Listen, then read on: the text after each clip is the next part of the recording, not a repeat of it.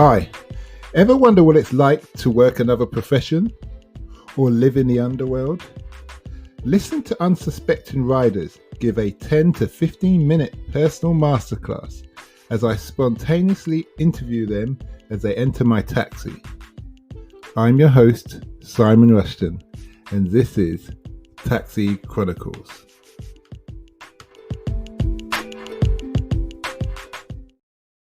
Morning. Yes, we're back with another episode, another rider. Today we have two lovely riders. We have Millie and Anthony. Ben, I can't believe they just told me twice their names. It's clearly I didn't get enough sleep this morning. But anyway, Ben has worked on the shipping industries and Millie works as a nanny. So she's got lovely twins. So we're going to start off with the shipping industry. Knowing if you know me, you know I've worked in the high seas for 5 years. So nice to have you here today, Ben and Millie.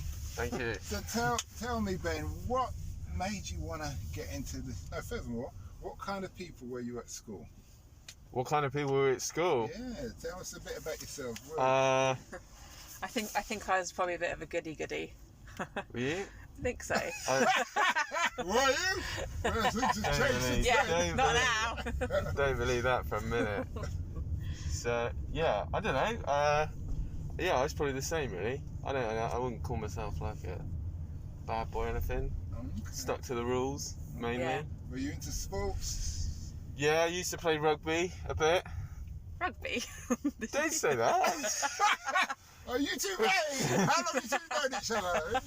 Too long now. Okay. So, Yeah, I was in all the teams as well. okay, that's good. So we've got two healthy, active people. You're going to produce Used to be some healthy. Okay. So what made you want to get into the shipping industry then? Well, I'm originally from Cornwall, Mm-hmm. and grew up by the sea. So originally I did a lot of sailing when I was growing up. So originally I wanted to work on super yachts. Yeah. So I got dragged to a careers fair by my parents because I didn't want to go to university, and they decided that I needed to do something. So I went to an apprenticeship careers fair, and there was a guy there from one of the recruitment companies from the Merchant Navy who told me that to work on super yachts, really you need a commercial license, and to do that you need to be sponsored by a shipping company or something. So I looked into that and decided actually commercial shipping was where I wanted to go, and then that's it really, and kind of went along, got myself sponsorship with a shipping company, and then spent 3 years training to be a deck officer. So before you went on to that course, how many GCSEs did you need? Well, there's two. I don't know if it's still. I think they've got rid of the one that I did. But when I did it, there were two options. So you had a higher HND, which you could actually do from 16 when you only needed 5 GCSEs, and then That's season above. Season above, So yeah. Maths, English. Yeah, maths, English, and Sciences. yeah. And then for the one I did, which was a foundation degree level course, you needed 120 UCAS points, I think, which was I think were 3 Ds. It used to be. I don't know. I can't really remember, but it was the requirements weren't particularly high, if you see what I mean. So yeah, so that's what I did. What was doing the degree or what was that like? Was it like a sandwich? Did you go? Yeah, so it's split up into two, or it's split into five phases. 2 of which were at sea, doing your sea time, because to get your commercial license, you need to have a certain amount of time at sea. So you did a first 3-4 months at college, which was finding your learning the basics and everything like that, basics of navigation and stuff, and then you did 9 months at sea, and then you came back to college for another 9 months to do further studies, and then went to sea for a year, and then came back and you did a 3 months preparation for your final exam, which is a oral examination. So there's paper-based stuff before, but the final exam to get your license is an oral exam rather than paper-based. What would you say you've learned that you wish you knew when you started in Ooh. the shipping industry? I mean, I think I'd say how important shipping is to everyone. I think, but that's probably more of like a generic thing for everyone to know rather than what I would have known before I started. I think people don't really understand how important shipping is as an industry to all of our lives.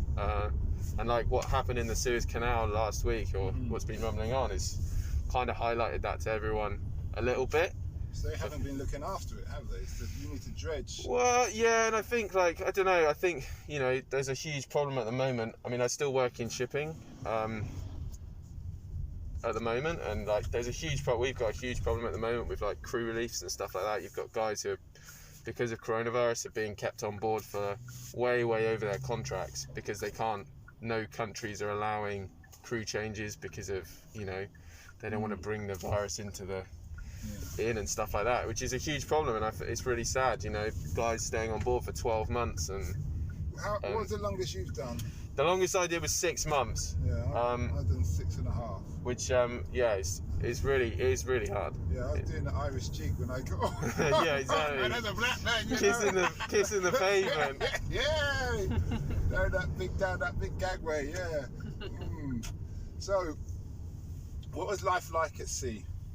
What was life like? It was good. I mean, I was quite lucky with the ships that I went on were fairly good. I had one ship where the food was terrible and I lost quite a lot of weight on board, which was pretty hard work. I lived off cheese toasties and super noodles for 4 months. You never took your own food on Well, you can't, like, I tried to go when I went ashore, you know, buy a few things, but it's really difficult because we were like deep sea most of the time, so you didn't have the ability to just like pop to the shops and get anything. I mean, buy loads of food for a long period of time, and then, you know, that's what I used to do. I used to buy a load of food that could be whether it's dried food or tinned food or what have you. And it just sufficed me. I just rationed myself basically. If I didn't like the raw egg that the Russians would give me with the potatoes. That's right. Yeah. It's the other stuff that you start to see about cultural food as well. That's the thing, right? Yeah. You learn quite a lot. Filipinos, rice, fish, rice. Russians, potato for breakfast, potato. Everything's potatoes. Yeah. And Italians, pasta every meal, and that kind of thing. Yeah. Yeah. But it's good, you know. And that's the thing. I've been quite lucky really to have spent so much time like with other cultures and things. And like I think in like a work environment like that where you live on top of each other, because you are living with each other as well, you really learn about. Well, you learn that you're all the same, but then you also learn that there are certain differences between us all, and how our own experiences are so different from how we.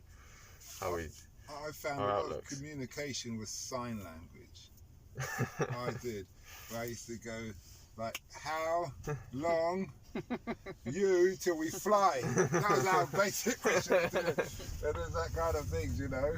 Yeah. Were you a person who used the gym? Did you have a jacuzzi or swimming pool in your ship? We used to have a gym. I used to try and go to the gym every now and again, but you were a lot more. You were a bit bigger when I was, yeah. Well, yeah, it's a bit more physical. I love the way the wife says you were bigger. Yeah, I kind of shocked. Well, this is what 12 months of lockdown does to you. You see, I used to be really. No, I used to try and do a bit, but you know, you've seen what it's like on board. Like, you don't really have. Mostly, it's eating, sleeping, and working. You don't really have. Yeah, a lot but of you time. did. I mean, when you were in Barbados. All right, okay. You went and had fun. What did you see?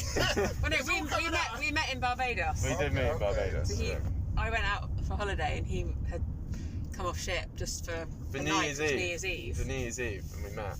Eyes met on the dance floor. Okay.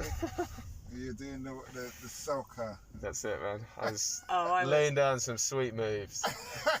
I've been drinking rum punch on the beach all day, and I was like. Well, your judgment was clouded, was it? Okay. Did you have any life and death experiences when you was on the vessel, where you just thought, "Oh, this is getting close"? No, I don't know if we had I wouldn't say that. I remember like one time, and you'll probably relate to this, I suppose, is when we were coming through the I forget the name now, the strait between like Yemen and like Djibouti and stuff, as you come around the Horn of Africa there, and there was we were like coming through, and there was two like skiffs coming towards us, and like it got to the point where the guys had to go out onto the bridge wing and like start doing like the show of force stuff. Oh, okay. And like that was quite like. What company were you with then? So that was with a company called, or the ship was owned by a company called Ardmore Shipping, and the managers of that were Tomei, which is like a big crewing agency. Okay. But yeah, so that was I suppose that was probably the scariest. Okay. And that was, you know, well, you know what it's like. And you know, they could have been fishermen, but you just don't know, right? But if they're chasing you or coming close, and the ocean's very vast, because on the map it doesn't look that big, but when you're there, it's quite big. It's a whole other ball game. Did you ever lose a deckhand? We lost a deckhand. Really? Yeah. When I got off the vessel, it's funny. We had a Pakistani captain. Our chief was Indian, and the crew were a mix of Indian with a couple of Filipino, which was strange because normally they're all divided up. Yeah, yeah. And the chef wouldn't give anyone meat, so I think he'd sold it. Pocketed the money. But we was going through the same part that you're speaking about, so the skiffs were coming along, so the captain got nervous and went full speed and didn't stop until he got to Jebel Ali. And it was funny because I was always saying, why are we going so slow? He's really trying to cut down on using the fuel and stuff. And I must have got off the vessel, and then I got a call on WhatsApp from the old guy, other partner, who's working on the deck ship still. He said, "Oh, we've lost the chef." I said, "What do you mean?" He said, "I think he's fallen overboard. So no one can find him anywhere. We can only assume that when he's throwing the rubbish, the food waste over, he threw himself over. With it." I said, "Well, where are you now?" He said, "We're between Yemen and Somalia." Yemen and Somalia. And we both go, fish bait. Yeah. Did you find him? No. No. Oh my God. Stop. Bloody hell. If you survive that area, which is very unlikely because it's night, it's cold, you've got the sharks and everything. Then you're in land where both countries are fighting each other. Yeah. Even if you do get a shot, right? He was little Pakistan. Is it Pakistani thing? With that little glittery hat that they wear. Oh, Like the shiny pajama things. Yeah. And he used to get on a running machine. We'll be working out. And he'd come along and he'd jump on there and he'd run really fast for about 30 seconds, and then they'd get off and go, and then go and work in the kitchen. I think about him at times because he was a nice character, but such a life. You never had rough seas? Really rough seas? Yeah, we had a few, like coming across the North Atlantic in winter's pretty exciting. Yeah. When you're full ahead, but you're actually going backwards. Yeah. It's pretty. I remember some experiences where, and the boats rolling rolling either side at the same time, going up and down, and you just see this wave. I saw this wave; it's pitch black, and I just thought, "This is it." And the funny thing was, the second officer went race. Everybody else clinged on, so he was all on the bridge. The second officer went racing down the other end of the bridge. So later on, obviously, we survived. I said, "Where did you go?" He said, "I had to save the Wi-Fi." Yeah, that's it. Yeah. That's the most important thing on the ship. Screw everything else. But you think about it, many years ago, no Wi-Fi.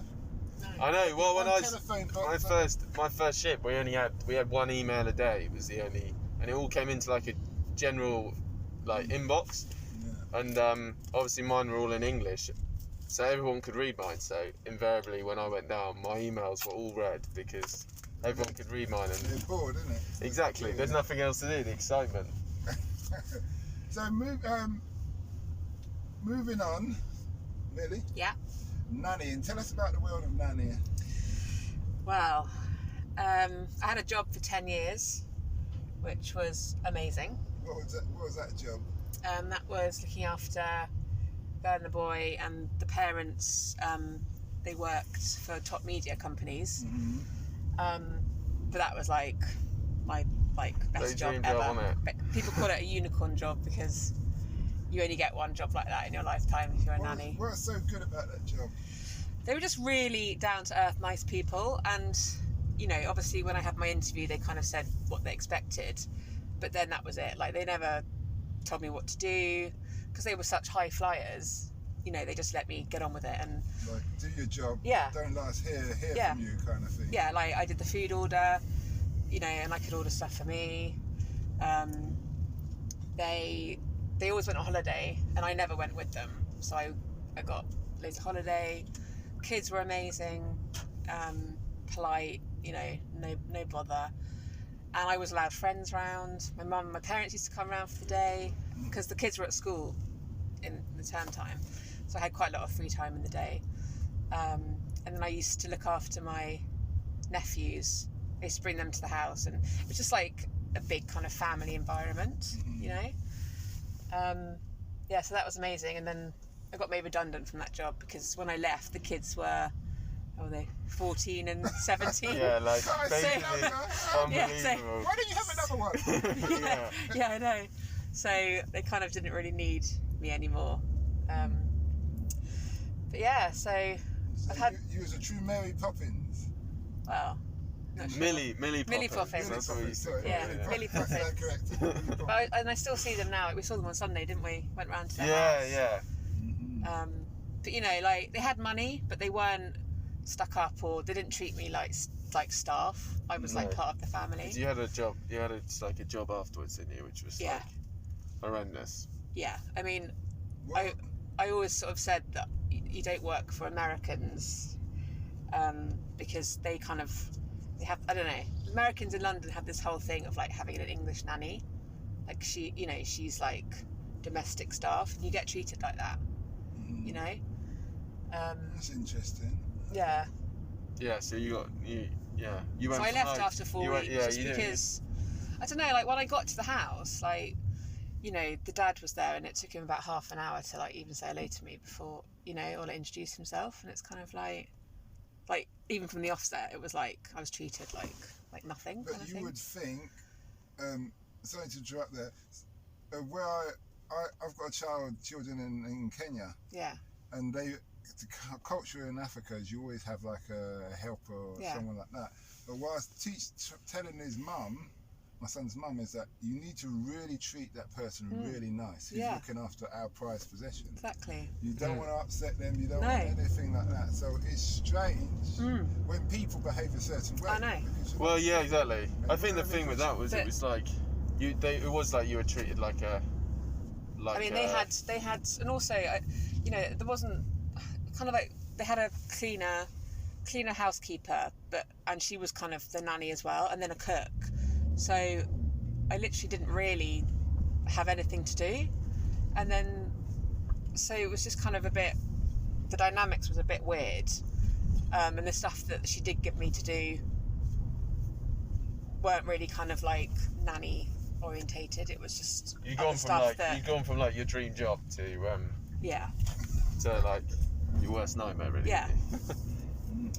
Oh, whoa.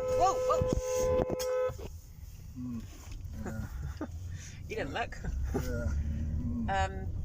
But yeah, I mean, after that 10-year job, and that's why I was there for 10 years, because such nice people, and after that job, you don't find. How did they take it when you left the bad? I wrote it in an email because I just couldn't even be bothered to like have the confrontation. She kind of knew. She's kind of realised I wasn't that happy.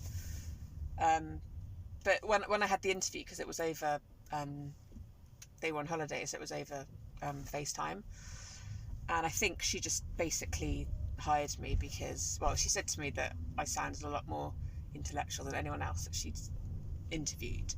So I don't know. Again, I think it's like wasn't a the very whole thorough like status process, thing. Was it? No. But I think they probably were a bit gutted that I'd left. But I don't know. I'm sure they found someone else. So what would you say what would be your advice to someone who's going to get into the nannying industry, who based off all the years you've been in there? So basically know what kind of job you want. Know what you're after, because a lot of jobs the mum is at home, so you have to work alongside the mum. But then there are jobs where you take sole responsibility. And in my opinion, it's easier to work when the mum's not around. Even if they're lovely and stuff, it's just easier to kind of take control and be in charge. So you've got to know what you want. And you just said to me, like, it's almost like when the mother's there, it's almost like being in limbo where you can't. I mean, some mums you don't know who's going to take charge at certain times. Yeah, you know? I mean, you could even my 10-year job. Even me and the mum got on so well, but it was always easier if she had if she was working from home. It was always easier when she wasn't there. What confuses me is if you've got children, why would you need a nanny? Well, this is quite funny actually. So because there's things called mother's help. So that's when you work alongside the mother. And I always said, I was like, I don't understand why people have mother's help. Anyway, you always joke to me because with the twins, and he's like, so mother's help would be quite appealing right now, wouldn't it? Yeah, And I'm we like, love mother's help right now. If there's anyone out there who would like to come and help us. Yeah, I mean, look, some people just have nannies because they can and everything. But, because a lot of people have au pairs. So what's that? So au pairs, they're mainly like foreign women that come over, and they're quite young, and you can only work a certain amount of hours, but you basically get paid. You're paid in rent, so you live at the house, and then you get kind of almost pocket money. But you don't look after the children. But you're not meant to kind of look after the children. Like, your hours aren't long, if you know what I mean. So it's mainly people that want to come over to England and experience living in England. But then you do get au pairs, like a live-in nannies. They do a bit more than au pairs, and they stay at the house, and their salary's a bit less because they're living in the house. Yeah. So your salary kind of works out of someone that lives out, because you don't have to pay rent or bills or food or anything. But you do some cleaning. Au pairs can do some cleaning, but again, if you go into a job, you need to make sure that everything's like written down. Yeah, laid out, like you. Job description. Yeah, so like you've got to say, look, I'm not happy about doing this, this, and this. So you've literally got to make, which sometimes I didn't, and then you sort of start the job and it's like, oh, hang on a minute, it's not what you thought. It's been a great interview. The last questions I'm going to ask you together is, what's the impact you want to have on the world? Look at the Millie's eyes. Hey. I don't know. I'd like to, I don't know, I think I would like to,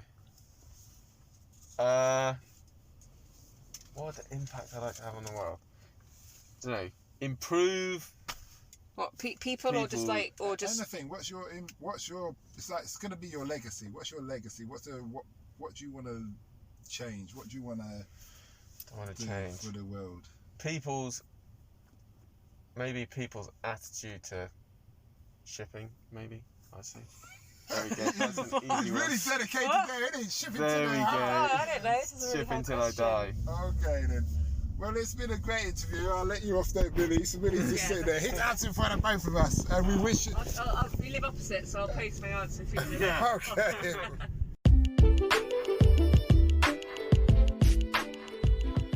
We hope you liked that interview. Don't forget to like, share and subscribe to get the latest daily episode. Ever considered investing in the continent with the fastest growing economy and population on Earth? The same continent that holds 30% of the world's known natural resources? Then listen to our sister podcast, Africa Investor Stories, where you will hear real investors with real stories from around the world share their experience of investing in Africa. We post Monday and Thursday at 10 a.m.